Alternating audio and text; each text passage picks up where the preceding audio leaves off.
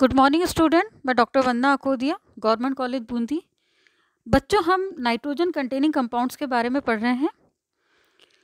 पिछले वीडियो में हमने इनकी फिजिकल प्रॉपर्टी स्टार्ट की थी। आज हम इनके बेसिक नेचर के बारे में पढ़ेंगे, यानी कि बेसिसिटी ऑफ अमीन्स। फर्स्ट है हमारा कि अमोनिया तथा अमीनों के नाइट्रोजन पर जो लॉन पेयर ऑफ इलेक्ट्रॉन युग्म होता है, यानी कि वो क्या होता है, उसकी बेसिक नेचर के लिए रिस्पॉन्सिबल होता है और ये अम्ल के साथ क्रिया करके सॉल्ट बनाते हैं। आप नीचे रिएक्शन देखिए, ये अमीनो ग्रुप है, इसका लॉन पेयर ऑफ इलेक्ट्रॉन है, ये आपका एसिड है और यहाँ से इसने प्रोटॉन एब्स्ट्रैक्ट कर लिया और क्वाटरनरी अमोनियम सॉल्ट बना लिया। सेकेंड पॉइंट है कि अमीन अल्कोहल, ईथर व जल की अपेक्षा अधिक क्षारीय होते हैं, यानी कि इनका यदि बेसिक नेचर देखा जाए तो अल्कोहल, ईथर और जल की अपेक्षा अधिक क्षारीय होता है, जबकि हाइड्रोक्साइड आयन, एल्कोक्साइड आयन व कार्बेनायन की अपेक्षा ये दुर्बल क्षार होते हैं, यानी उसकी अपेक्षा इनकी जो बेसिसिटी होती है वो वीक होती है। अब आता है क्षारकता नियतांक, यानी बेसिसिटी कांस्टेंट। किसी अमीन की क्षारीय सामर्थ्यता उसके क्षारीय नियतांक के द्वारा मापी जाती है, जो कि अमीन द्वारा प्रोटॉन ग्रहण करने की क्षमता पर निर्भर करता है। जब अमीन को जल में घोला जाता है तो अमीन के जलीय विलयन में एक साम्य स्थापित हो जाता है, जिसमें जल का एक अम्ल की तरह व्यवहार करता है तथा अमीन को एक प्रोटॉन स्थानांतरित करता है। अब आप नीचे रिएक्शन देखिए, ये आपका प्राइमरी अमीन है, वाटर के साथ में इसकी रिएक्शन हुई, ये क्वाटरनरी अमोनियम सॉल्ट बना और यहाँ पे हमें हाइड्रोक्साइड आयन बना, ये प्राइमरी अमीन के साथ है। तो इसके लिए हम जो हमारा कांस्टेंट है वो लिखेंगे active mass of quaternary ammonium salt, active mass of आपका जो न्यूक्लियोफाइल है, active mass of primary Amin upon और एक्टिव मास ऑफ H2O। अब इसकी यदि हम, क्योंकि अब एक चीज़ और है कि इसमें जो वाटर है उसका अमाउंट बहुत ज़्यादा होता है, एक्सेस होने के कारण जो इसकी जो कंसंट्रेशन होती है उसको अपन ने नगण्य मान लेते हैं, यानी नेग्लिजिबल मानते हैं। तो जो Kb की वैल्यू होगी वो क्या होगी, active mass of quaternary ammonium salt, active mass of hydroxide ion और upon active mass of primary amine. यदि Kb का मान अधिक होता है तो अमीन की जल से प्रोटॉन ग्रहण करने की सामर्थ्यता अधिक होगी तथा जो क्वाटरनरी अमोनियम और हाइड्रोक्साइड आयन की जो सांद्रता है वो भी अधिक हो जाएगी। यानी हम कह सकते हैं कि जिन अमीनों के लिए Kb का मान अधिक होता है वे प्रबल क्षार होंगे, जिन अमीनों के लिए Kb का मान कम होता है वे दुर्बल क्षार होंगे, यानी Kb is directly proportional to base strength, यानी कि जो क्षारीय सामर्थ्यता है वो Kb के डायरेक्टली प्रोपोर्शनल होती है। अब है Kb तथा pKb में संबंध, रिलेशनशिप बिटवीन pKb। अब अमीनों की जो क्षारकता प्रदर्शित करने के लिए pKb एक अन्य परिभाषित शब्द है, यह निम्न प्रकार से Kb से संबंधित रखता है। कैसे लगता है, pKb is equal to minus log Kb। यहाँ पर जो क्षारकता नियतांक है आपका Kb के ऋणात्मक गुणनफल को ही pKb कहा जाता है और ये pKb व्युत्क्रमानुपाती होता है। अब यदि हम मेथिल अमीन के लिए pKa की गणना करें, इस वैल्यू की गणना करें, तो आप यहाँ पर ये देखिए कि माइनस लॉग, यदि Kb का मान 4.4 इंटू 10⁻⁻⁴ होता है तो हम जो कैलकुलेट करते हैं तो वो वैल्यू हमारे पास आती है 3.36 आती है। यानी कि यदि किसी अमीन के लिए pKb का मान कम होता है तो उसके लिए Kb का मान अधिक होगा, क्योंकि इन्वर्सली प्रोपोर्शनल है और इसीलिए वह प्रबल क्षार होगा। इसी तरह से यदि किसी अमीन के लिए जो pKb की वैल्यू जो है वो कम आती है तो Kb की वैल्यू भी जो है वो क्या होगी, उसके लिए वो वीक बेस हो जाएगा और Kb की वैल्यू भी जो होगी वो कम हो जाएगी। तो इसके आधार पर हम यदि acidic constant of conjugation of acidic amine के साथ देखें तो आप यहाँ पर देखेंगे कि जो प्राइमरी क्वाटरनरी अमोनियम है, आप यहाँ पर देखिए वो वाटर के साथ में रिएक्शन कर रहा है और यहाँ पर प्राइमरी अमीन कर रहा है। तो यहाँ पर जो Ka की जो वैल्यू है वो कितनी है, Ka की वैल्यू जो है इन्वर्सली प्रोपोर्शनल होती है Ka वैल्यू के। अब यदि इन दोनों के बीच में हम रिलेशनशिप देखें, यानी कि आपकी एसिड और जो आपका जो बेसिक नेचर है, इन दोनों के बीच में यदि हम रिलेशनशिप देखें तो आप के ए इंटू के बी के करेंगे तो आप देखिए यहाँ से प्राइमरी अमीन माइनर कट जाएगा, यहाँ से ये वैल्यू कट गई, यानी कि जो आपकी जो वैल्यू है वो के डब्ल्यू के इक्वल होती है, जो 1 इंटू 10⁻⁻14 होता है। यानी हम कह सकते हैं के W is equal to K A into K B is equal to 1 into 10⁻⁻14, या K A is equal to K W upon K B is equal to K B is equal to K W upon K A. ये इनके बीच में आपस में relationship होती है। तो जो Kb जो है कॉन्जुगेटेड एसिड के लिए, यानी कि Kb की वैल्यू हम निकालें तो KW अपॉन Ka हो गया। इसी तरह से ये pKa की वैल्यू pKb के बीच में क्या संबंध हो गया बच्चों, यहाँ पर देखिए pKa plus pKb is equal to 14। इसी तरह से pK इज इक्वल 14 माइनस इस वैल्यू को यहाँ ले जाएंगे तो माइनस pKb हो जाएगा 14 माइनस, इसी तरह से Kb की वैल्यू भी हम कैलकुलेट कर सकते हैं। Thus more strongly basic amine hold more tightly the proton, यानी कि जितना ज़्यादा स्ट्रॉन्ग बेसिक नेचर होगा उतना ही ज़्यादा प्रोटोन को स्ट्रांगली टाइटली पकड़ के रखेगा। The corresponding conjugation acid will be less acidic and will the have larger pK, और उसके लिए जो पीके की वैल्यू होगी वो काफ़ी ज़्यादा होगी। यानी स्ट्रॉन्ग बेस क्या होगा, उसके लिए लार्ज पीके वैल्यू होगी और उसका जो कॉन्जुगेटेड एसिड होगा वो वीक होगा। इसी तरह से बच्चों सेकंड पॉइंट आप यहाँ देखिए कि यदि वो मोर वीक बेस होगा तो जो प्रोटोन को होल्ड करने की जो वो है टाइटली वो प्रोटोन को नहीं पकड़ पाएगा, और उसके लिए यदि हम वीक बेसिस है तो उसके लिए हम कहेंगे जो पीके वैल्यू है वो कम होगी, और साथ ही उसका जो कॉरस्पॉन्डिंग या उसका जो कॉन्जुगेटेड एसिड होगा वह क्या होगा, एक प्रबल एसिड होगा, यानी स्ट्रॉन्ग एसिड होगा। अब बच्चों यहाँ पर कुछ बेसिक वैल्यू दी हुई है, जैसे प्राइमरी अमीन है इसके लिए पीके वैल्यू दी गई है, पीके वैल्यू और पीके भी वैल्यू दी गई है। इसी तरह सेकेंडरी अमीन के लिए दी गई है और इसी तरह से यहाँ पर टर्शरी अमीन के लिए वैल्यूज दी गई हैं।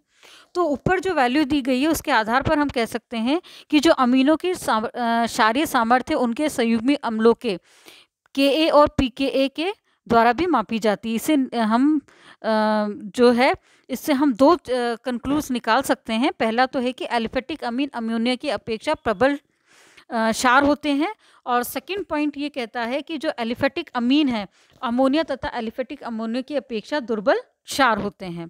अब बच्चों अगला पॉइंट आता है हमारा अमीनों की क्षारकता पर संरचनात्मक कारकों का प्रभाव, यानी कि जो हमारी जो बेसिक स्ट्रेंथ है अमीन की वो किस पर डिपेंड करती है कि उसके सराउंडिंग जो ग्रुप जुड़े हुए हैं उनके नेचर के ऊपर डिपेंड करती है। तो फर्स्ट है कि अमीन जो है नाइट्रोजन पर प्रोटोनीकरण के एक एकांकिक इलेक्ट्रॉन युग्म उसमें प्रेजेंट होता है, उसके वजह से उनका बेसिक नेचर होता है। सेकेंड पॉइंट आता है कि जो अमीन के जो प्रोटोनीकरण से बने संगत एमीनियम आयन का स्थायित्व भी बहुत ज़्यादा इंपॉर्टेंस शो करता है, यानी कि अमीन में उपस्थित कोई जो स्ट्रक्चरल फीचर है प्रोटोनीकरण के लिए नाइट्रोजन पर एकांकी इलेक्ट्रॉन युग्म का घनत्व यदि बढ़ा देते हैं तो अमीन के बने हुए एमीनियम जो आयन है उसका स्थायित्व जो है वो बढ़ जाता है। तो ऐसी परिस्थिति में जो आपका अमीन होगा उसकी जो क्षारीय प्रवृत्ति होगी वो बढ़ जाएगी। इस प्रकार इलेक्ट्रॉन प्रतिकर्षी समूह यानी कोई इलेक्ट्रॉन रिलीजिंग सब्स्टिट्यूट जुड़ा है तो अमीन की क्षारीय ताकत को बढ़ाता है, परंतु इलेक्ट्रॉन आकर्षित करने वाला समूह यानी कि इलेक्ट्रॉन विड्रॉइंग ग्रुप यदि कोई जुड़ा हुआ होता है तो वह अमीन की जो क्षारीय प्रवृत्ति होती है उसको कम कर देता है। अब यदि हम कुछ इम्पॉर्टेंट पॉइंट्स है जो कि हमारे जो अमीन्स हैं उनके बेसिक नेचर को डिस्क्राइब करते हैं, तो फर्स्ट आता है इंडक्टिव इफेक्ट यानी प्रेरण प्रभाव। जो एलिफेटिक अमीन है अमोनिया की अपेक्षा अधिक क्षारीय होते हैं, अतः जब अमोनिया के हाइड्रोजन परमाणु को एल्किल समूह द्वारा प्रतिस्थापित किया जाता है तो उनकी जो बेसिक स्ट्रेंथ है या क्षारीय सामर्थ्यता है उसको वो काफ़ी ज़्यादा बढ़ा देते हैं। इसी तरह से यहाँ पर बच्चों पीके वैल्यू दी गई है, अमोनिया की देखिए 4.74 है और इसी तरह प्राइमरी अमीन की 3.36 है। इसी तरह से आप देखिए जो आपका इथाइल अमीन है उसकी 3.25 है, यानी कि नाइट्रोजन पर उपस्थित एल्किल समूह के प्रेरणिक प्रभाव के आधार पर अमीन की क्षारीय प्रवृत्ति की व्याख्या को हम कर सकते हैं। नाइट्रोजन पर उपस्थित एल्किल समूह की इलेक्ट्रॉन प्रदान करने की क्षमता के कारण नाइट्रोजन पर इलेक्ट्रॉन का घनत्व बढ़ जाता है, जिससे कि नाइट्रोजन का जो एकांकी इलेक्ट्रॉन युग्म है प्रोटोनीकरण के लिए आसानी से उपलब्ध हो जाता है। आप यहाँ पर देखिए इसके अलावा इलेक्ट्रॉन प्रदान करने वाला समूह यदि एल्किल समूह एमीनियम आयन को अमीन की अपेक्षा धनात्मक आवेश में विस्तारित करने के कारण इसको और अधिक स्थायी कर देता है। अब आप यहाँ पर देखिए कि यहाँ पर वाटर मॉलिक्यूल इसके साथ जुड़ गया और यहाँ पर इलेक्ट्रॉन रिलीजिंग ग्रुप जुड़ा हुआ है। आप यहाँ पर देखिए कि ये इसने प्रोटॉन एब्स्ट्रैक्ट किया। अब जो ये आर ग्रुप है इसकी टेंडेंसी क्या है कि इलेक्ट्रॉन डोनेट करने की। अब यहाँ पर जो नाइट्रोजन पे पॉजिटिव चार्ज है और चूंकि यहाँ पर एक आर ग्रुप जुड़ा हुआ है और ऐसा ग्रुप जुड़ा हुआ है जो कि इलेक्ट्रॉन डोनेट करने की जिसकी प्रवृत्ति होती है, यानी कि ये इसकी बेसिक स्ट्रेंथ को काफ़ी ज़्यादा बढ़ा देता है। अतः नाइट्रोजन पर एल्किल समूह की संख्या बढ़ने के साथ ही उनकी क्षारीय प्रवृत्ति का बढ़ती जाती है। इसलिए यदि हम एल्किल अमीनों की क्षारीय सामर्थ्यता की बात करें तो वो क्या होगी कि 3 डिग्री अमीन सबसे ज़्यादा बेसिक होंगे, उसके बाद सेकेंडरी होंगे, उसके बाद प्राइमरी होंगे। क्यों होंगे? क्योंकि जो टर्शरी अमीन है उसके अंदर 3 एल्काइल समूह है, इसमें 2 हैं और इसमें 1 है। लेकिन जो एलिफेटिक अमीनों के जलीय विलयन की क्षारीयता का यदि हम क्रम देखें तो हमें इसके विपरीत देखने को मिलता है, यानी कि सेकेंडरी अमीन सबसे ज़्यादा यदि सब्स्टिट्यूटेड ग्रुप इसका CH3 ग्रुप है, आर ग्रुप यदि CH3 हो उस कंडीशन में जो सेकेंडरी अमीन है वो सबसे ज़्यादा स्ट्रॉन्ग है, उसके कंपेयर कम आपका प्राइमरी अमीन है, उससे कम टर्शरी अमीन और सबसे कम आपका अमोनिया होता है। और आप ये देखिए ये इसका बेसिसिटी का ऑर्डर है। अब यदि हम इसको एक्सप्लेन करना चाहें कि ऐसा क्यों होता है, तो यदि हम देखें तो जलीय विलयन में जो प्राथमिक और द्वितीयक अमीनों के जो संयुग्मिक अम्ल होते हैं, यानी कि संयुग्मिक अम्ल क्या हो गए RNH3 और R2NH2 जो होते हैं, तृतीयक अमीन का दोनों के जो हैं वो जल के साथ हाइड्रोजन बंध द्वारा अधिक प्रभावी रूप से स्थायित्व को प्राप्त कर लेते हैं। आप नीचे देखिए यहाँ पर 3 हाइड्रोजन परमाणु है, उनके साथ में बॉन्ड फॉर्मेशन है। यहाँ पर प्राइमरी अमीन का सेकेंडरी का 2 के साथ है, प्राइमरी का यहाँ पे सिंगल के साथ है। ये अपन ने सॉल्युबिलिटी के केस में भी देखा था। इस कारण की तृतीयक अमीन आयन केवल एक हाइड्रोजन द्वारा जल के साथ हाइड्रोजन बंध बनाने में भाग लेता है, जबकि प्राथमिक और द्वितीयक जो अमीनियम आयन है वह 3 व 2 हाइड्रोजन परमाणु जो है वो जल के साथ हाइड्रोजन बंध बनाने में भाग लेते हैं। अतः जलीय विलयन के प्राथमिक व द्वितीयक अमीन जो है हमारे तृतीयक अमीन आयन अपेक्षाकृत अधिक स्थायित्व हो जाते हैं। इसका अगला पॉइंट देखें तो जो तृतीयक अमीन आयन का जल द्वारा कमजोर विलायक व तृतीयक एल्किल समूह के प्रेरणिक प्रभाव को अपेक्षा अधिक प्रभावी होता है। इस कारण तृतीयक अमीन जो है प्राथमिक व द्वितीय अमीन की अपेक्षा कम क्षारीय होते हैं, फिर भी तृतीयक अमीन की एल्किल समूह के प्रेरणिक प्रभाव के कारण अमोनिया की अपेक्षा इसकी क्षारीय प्रवृत्ति बहुत ज़्यादा होती है।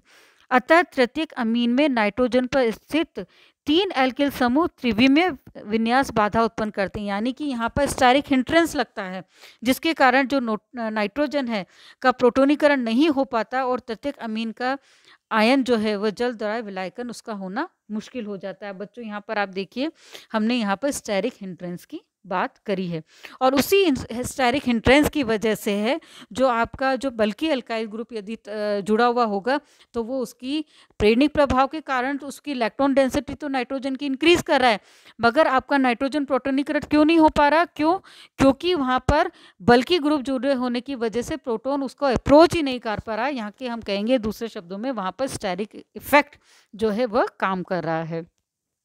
अगला पॉइंट आता है रेजोनेंस इफेक्ट एंड हाइब्रिडाइजेशन, यानी कि एरोमेटिक अमीन, एलिफेटिक अमीन तथा अमोनिया की अपेक्षा दुर्बल क्षार होते हैं, क्योंकि एरोमेटिक अमीन में नाइट्रोजन परमाणु पर एकांकी इलेक्ट्रॉन युग्म की प्रोटोनीकरण के लिए उपलब्धता निम्न कारणों से कम हो जाती है। तो उसका फर्स्ट कारण क्या है?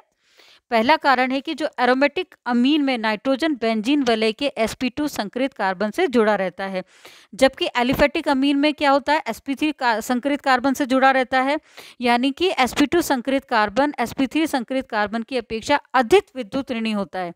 अतः बेंजीन पर sp2 संकरित कार्बन इलेक्ट्रॉन आकर्षी प्रभाव के कारण एनिलीन के प्रोटोनीकरण से प्राप्त एनिलीनियम आयन की को जो है स्टेबिलिटी प्रदान नहीं करता, यानी कि वो उसको स्टेबिलिटी प्रदान नहीं करेगा। यहाँ पर ये देखिए कि ये आपका sp2 हाइब्रिडाइज है और इस sp2 हाइब्रिडाइज होने की वजह से क्या हो गया, जो आपका एनिलीनियम आयन जो बना था वो डिस्टेबलाइज हो गया।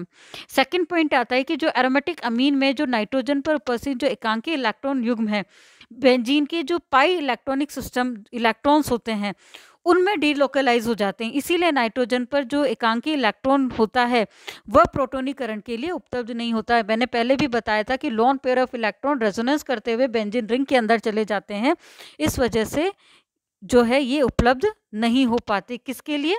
प्रोटोनीकरण के लिए। एनिलीन की जो अनुनादित संरचनाएं हैं, आप नीचे देखिए, ये अनुनादित संरचना है, उससे स्पष्ट होता है कि इसकी जो ऑर्थो और पैरा पोजिशंस हैं उन पे इलेक्ट्रॉन का घनत्व तो बहुत अधिक बढ़ जाता है, और नाइट्रोजन का इलेक्ट्रॉन युग्म है वो डीलोकलाइज होता हुआ, यानी कि वो बेंजीन रिंग में प्रवेश कर जाता है, और इस वजह से जो हम ये कहेंगे कि वो प्रोटोनीकरण के लिए उपलब्ध नहीं हो पाता है। इसी के साथ बच्चों नीचे देखिए कि यदि एनिलीन को प्रोटोनीकृत किया जाए तो जो हमें एनिलीनियम जो आयन मिलता है उसकी केवल 2 ही रेजोनेटिंग स्ट्रक्चर हमें मिलते हैं। अतः एनिलीन जो है एनिलीनियम आयन की अपेक्षा अधिक स्थायी होती है। क्यों? क्योंकि इसमें आप रेजोनेटिंग स्ट्रक्चर देखिए कितने सारे बन रहे हैं, क्योंकि बच्चों जितने ज़्यादा रेजोनेटिंग स्ट्रक्चर बनेंगे वो उसकी स्टेबिलिटी को उतना ही ज़्यादा बढ़ा देते हैं। अब आप यहाँ पर देखिए कि यदि हम एनर्जी देखें और रेजोनेटिंग स्ट्रक्चर्स के बीच में देखिए तो एनिलीन की देखिए कि कितनी लो एनर्जी है, प्राइमरी अमीन की देखिए तो यहाँ पर आप ये देखिए, ये जो डिफरेंस है एनर्जी का, तो ये इंडिकेट कर रहा है कि जो प्राइमरी अमीन की अपेक्षा जो आपका एरोमेटिक अमीन है कंपैरेटिवली जो है अधिक स्थायी होता है कंपैरेटिवली एलिफेटिक अमीन्स के। क्यों होता है? सिर्फ रेजोनेटिंग एनर्जी की वजह से, रेजोनेंस की वजह से। अब अगला आता है इफेक्ट ऑफ सब्स्टिट्यूशन, यानी कि जो उस पर प्रतिस्थापी जुड़े हुए हैं उनका किस तरह से प्रभाव पड़ता है। प्रतिस्थापी एरोमेटिक अमीनों की क्षारीय सामर्थ्यता बेंजीन वलय से जुड़े हुए जो प्रतिस्थापी है उन पर निर्भर करती है। तो फर्स्ट क्या है? इलेक्ट्रॉन प्रतिकर्षित करने वाले समूह। अब इलेक्ट्रॉन प्रतिकर्षित समूह यानी इलेक्ट्रॉन को रिलीज करने वाले समूह कौन कौन से हैं आपके यहाँ पर देखिए, यहाँ पर आपका OCH3 हो गया, CH3 हो गया, NH2 हो गया। जो बेंजीन वलय में इलेक्ट्रॉन स्नेही प्रतिस्थापन अभिक्रियाओं के प्रति सक्रियता करते हैं, एरोमेटिक अमीन की क्षारीय सामर्थ्यता को भी बढ़ा देते हैं। यानी कि इलेक्ट्रॉन प्रतिकर्षित समूह यानी कि इलेक्ट्रॉन डोनेट करने वाले जो ग्रुप हैं एनिलीनियम आयन को धनावेश जो है उसको बढ़ा देते हैं। तो आप यहाँ पर देखिए वाटर के साथ ये आराम से क्वाटनरी अमोनियम सॉल्ट प्रोटोनेट हो जाता है। सेकंड आता है इलेक्ट्रॉन विड्रॉइंग सब्स्टिट्यूशन। इलेक्ट्रॉन आकर्षित समूह यानी कि यदि कोई Cl है, NO2 है, CN है आदि यदि कोई बेंजीन वलय पर जुड़ा हो तो इलेक्ट्रॉन स्नेही प्रतिस्थापन अभिक्रियाओं के प्रति उसको डीएक्टिवेट कर देता है और एरोमेटिक अमीन की जो बेसिक नेचर है उसको भी कम कर देता है। यानी कि इलेक्ट्रॉन आकर्षित समूह जो है एनिलीनियम आयन को अस्थायी बना देगा, और इस कारण जो इसकी क्षारीय सामर्थ्यता है उसके प्रभाव को भी वो काफ़ी कम कर देता है, और इसी वजह से वो लेस बेसिक हो जाते हैं। अब बच्चों यहाँ पर आप देखिए प्रतिस्थापित समूह का आपने पूरा इफेक्ट देखा है। इसी तरह से आप प्रतिस्थापित समूह जो जुड़े हुए हैं उनमें डिफरेंस देखिए कि एक्टिवेटिंग ग्रुप कौन कौन से हैं। NH2 है, वो आप एक्टिवेटिंग ग्रुप देखिए, यहाँ पे NH2 है, OCH3 है, CH3 है, ये सब एक्टिवेटिंग ग्रुप है। इसी तरह Cl है, NO2 है, ये डीएक्टिवेटिंग ग्रुप है। तो बच्चों आज हमने अमीनों के बेसिक नेचर के बारे में पढ़ा है। नेक्स्ट वीडियो में हम इनके केमिकल रिएक्शंस के बारे में पढ़ेंगे। धन्यवाद।